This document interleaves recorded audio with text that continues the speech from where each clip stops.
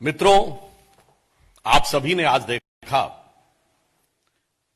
कि आज भारतीय राजनीति के चिर युवा, चिर व्याकुल, चिर व्यथित, चिर कुपित, अंग्रेजी माध्यम वालों के लिए भी मैं स्पष्ट कह देता हूं, perpetually youth, perpetually disenchanted, perpetually frustrated and perpetually agitated. Rahul Gandhi ji ने अपने स्वभाव और प्रवृत्ति के अनुरूप अनेक प्रकार के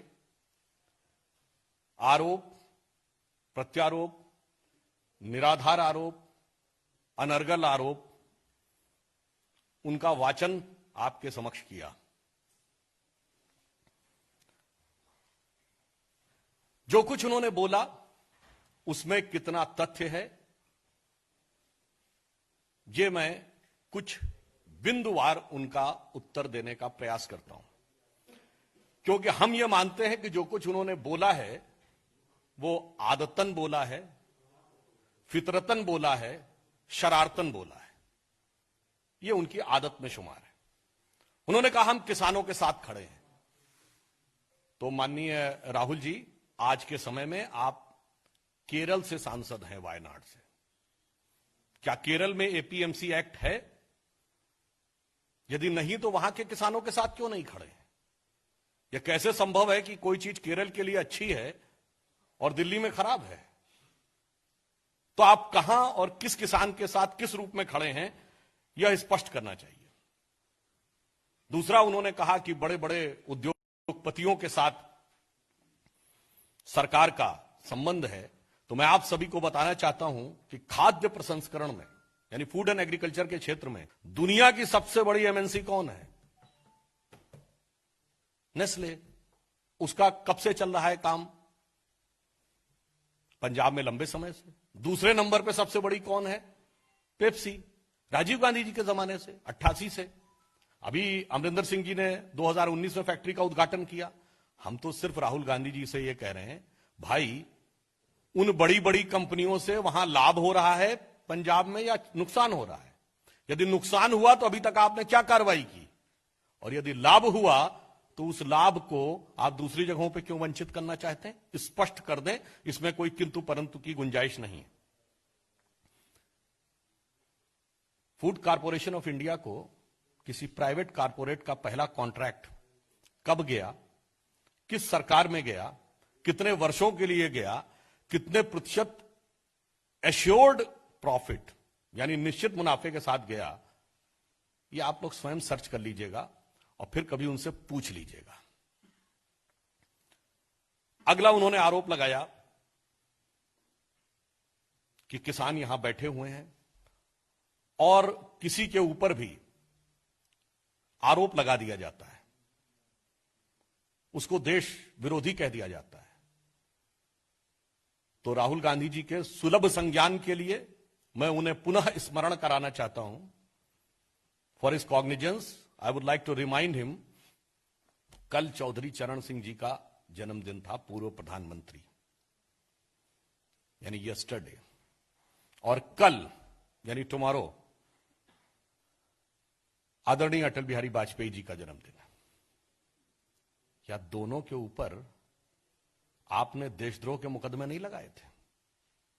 दोनों को जेल में नहीं डाला था? और मैं किसान भाइयों से भी कहना चाहूंगा, चौधरी साहब जब पहली बार उत्तर प्रदेश में मुख्यमंत्री बने तो जनसंघ घटक के 97 एमएलए थे, जनसंघ ने मुख्यमंत्री बनाया और उनकी सरकार को बर्खास्त किसने किया? कांग्रेस ने। और वो केंद्र की कांग्रेस की, इंदिरा गांधी की अल्पमत की सरकार किसके समर्थन पे चल रही थी? कम्युनिस्टों के समर्थन पे। संयुक्त विधायक दल की सरकार 1969। चौधरी साहब की सरकार बर्खास्त करने वाले, चौधरी साहब को 1979 में धोखा देने वाले, चौधरी साहब को जेल में डालने वाले, चौधरी साहब को जब के ऊपर देशद्रोह के केस लगाने वाले, और जब इंदिरा जी पे कार्रवाई शुरू हुई तो चौधरी साहब के लिए क्या क्या अपशब्द नहीं बोलने वाले, वो अगर आज आकर ये कहते हैं कि हम किसान दिवस पर किसानों के साथ खड़े हैं, तो मेरा किसान भाइयों से विनम्र निवेदन है कि इनकी फितरत को पहचानिए। जैसा इन्होंने छल प्रपंच स्वर्गीय चौधरी चरण सिंह जी के साथ किया था, वैसा ही ये आपके साथ करने का प्रयास कर रहे हैं। और अटल जी के साथ क्या हुआ है सबको पता है। इसलिए लोकतंत्र के बारे में जब ये लोग प्रवचन देना शुरू करते हैं, जिन्होंने, शायद आप लोगों में तो बहुत से लोगों को नहीं ध्यान हो कि जॉर्ज फर्नांडिस के ऊपर बड़ौदा डायनामाइट केस, बम धमाके का केस लगाकर, हाथ में हथकड़ी लगाकर सड़क पे चलाया, वो लोग आकर अगर आज ये बात करते हैं तो मुझे लगता है पंचतंत्र में जैसे कहते हैं ना, शगाल प्रवचन दे रहा है, इसको शब्दशः न लिया जाए, मैं प्रतीक में कह रहा हूं, वैसा प्रतीत होता है। उसके बाद उन्होंने कही कि साहब ये तो किसी के भी खिलाफ बोल देंगे। सरसंघ चालक भागवत जी के बारे में भी बोल दिया। भाई आप तो बोल चुके हैं। संघ के बारे में आतंकवाद की बात आप किससे बोल चुके हैं? अरे भैया अमेरिकी अधिकारियों से बोल चुके हैं। आपके गृह मंत्री सदन में माफी मांग चुके हैं और आप कोर्ट में माफी मांगने की प्रक्रिया में चल रहे हैं। तो मेरे विचार से यहां पर भी उनकी स्थिति बहुत स्पष्ट है। किसानों के बारे में जो लोग यह कह रहे हैं, हम किसानों के प्रति पूरी तरीके से संवेदनशील हैं। कृषि मंत्री जी ने खुले मन से वार्ता के लिए भी तैयार हैं। उन्होंने लिखित में पत्र भी दिया है। प्रधानमंत्री जी ने, मोदी जी की सरकार ने जितना किसानों के लिए किया है, संख्यात्मक दृष्टि से और भावनात्मक दृष्टि से, both statistically and emotionally, Bharat के इतिहास में अभूतपूर्व है। फिर भी जिन लोगों ने हमेशा धोखा दिया है, जिन्होंने हमेशा छल किया है, मैं पूछना चाहता हूं, चौधरी महेंद्र सिंह टिकैत जी का 1988 का जो आंदोलन था, उसकी कितनी बातें मान ली थी बाद में? किसानों के बड़े बड़े आंदोलन हुए। एक जमाने में चौधरी देवीलाल जी के नेतृत्व में, चौधरी चरण सिंह जी के नेतृत्व में, सरदार प्रकाश सिंह बादल जी के नेतृत्व में, शरद जोशी जी के नेतृत्व में, जिन्होंने हमेशा किसानों के साथ बेईमानी की, वो आज रहनुमाई करने के लिए आ रहे हैं। मुझे तो वही पंक्ति याद आती है कि ये बलमा बड़े बेईमान हमें पटियाने आए हैं। तो मेरे विचार से भारत के सुधी किसान इन विषयों को भी अच्छी तरह समझते हैं। अब चीन को भी बीच में ले आए, तो मुद्दों की तो कोई वही नहीं है, कहीं से कुछ भी पहुंच जाएंगे।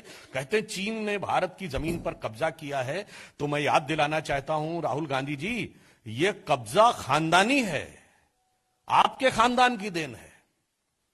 तो अपने खानदानी कब्जे को हमेशा ध्यान रखना चाहिए। हमारे दौर में, मोदी जी की सरकार के समय में, मैं याद दिलाना चाहता हूं, आपके और हमारे दौर में क्या अंतर रहा। आपके में बांडुंग कॉन्फ्रेंस में जाकर नेहरू जी कहते थे कि चीन को नहीं शामिल किया तो हम शामिल नहीं होंगे, और चीन के लिए वकालत करते थे कि संयुक्त राष्ट्र संघ में रखा जाए। हमने क्या किया? संयुक्त राष्ट्र संघ में मसूद अजहर आतंकवादी घोषित हुआ, चीन के न चाहते हुए। शंघाई कॉरपोरेशन के प्रस्ताव में आतंकवाद का विषय आया, चीन के न चाहते हुए। धारा 370 के ऊपर चीन कोई भी कहीं एक प्रस्ताव नहीं ला पाया। पूरा प्रयास करने के बाद मिसाइल टेक्नोलॉजी कंट्रोल रिजीम में हम सदस्य बने, चीन हमें बनने से नहीं रोक पाया। इसके बावजूद आपको यह यथार्थ नजर नहीं आता है। तो अब मैं आगे की बात कहता हूं। उन्होंने चोरी की भी बात कह दी। तो यथार्थ क्या है और चोरी क्या है? तो मैं यही कहूंगा, तोरी गठरी में लागा चोर, मुसाफिर जाग जरा, अपनी आंखें तो खोलो भाई। अब चोरी का आरोप वो लगाते हैं तो जमानत पे रिहा है। जुर्म के जमानती ईमानदार बन गए चोरी के आरोप के झंडा बरदार। इसलिए मैंने सिर्फ आपके सामने बिंदुवार उनका उत्तर देने का प्रयास किया है। और मैं अंत में कहूंगा, चाहे जितना भी आप मुद्दे बदल लो, आपके ये झूठ और प्रपंच जनता के मध्य चलने वाला नहीं है। और कितने भी चेहरे बदलो, कितने भी आप आंदोलनों का लाभ उठाने का प्रयास करो, मैं किसान भाइयों से भी विनम्रता से अनुरोध करूंगा कि जब आपकी फसल लहलहाती हुई खेत में खड़ी होती है, तो बहुत से गुजरने वाले इधर उधर के आवारा पशु, फिर मैं कैवियट के साथ कह रहा हूं कि शब्दशः न लिया जाए, प्रतीक में लिया जाए, आवारा पशु आकर उसे चरने का प्रयास करते हैं, मगर मुस्तैद किसान पूरी मुस्तैदी के साथ डंडा लाठी लेकर उनको बाहर कर देता है अपने खेत से। और मैं यह अनुरोध करूंगा और मुझे पूर्ण विश्वास है कि हमारे किसान बहुत विवेकशील हैं और कौन उनकी फसल को ललचाई नजर से चरने की दृष्टि से देख रहा है, इसके बारे में वो पूरी तरीके से सतर्क हैं और लाठी लेकर मुस्तैद रहेंगे।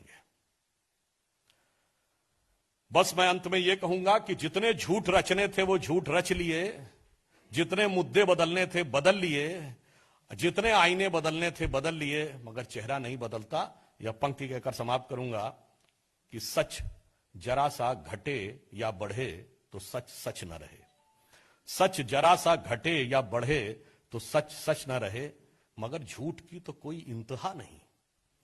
और लाख चेहरे बदलकर, यहां पे मैं कहूंगा लाख मुद्दे बदलकर खड़ा हो जाऊं मैं, मगर ये आईना कमबख्त झूठ बोलता ही नहीं।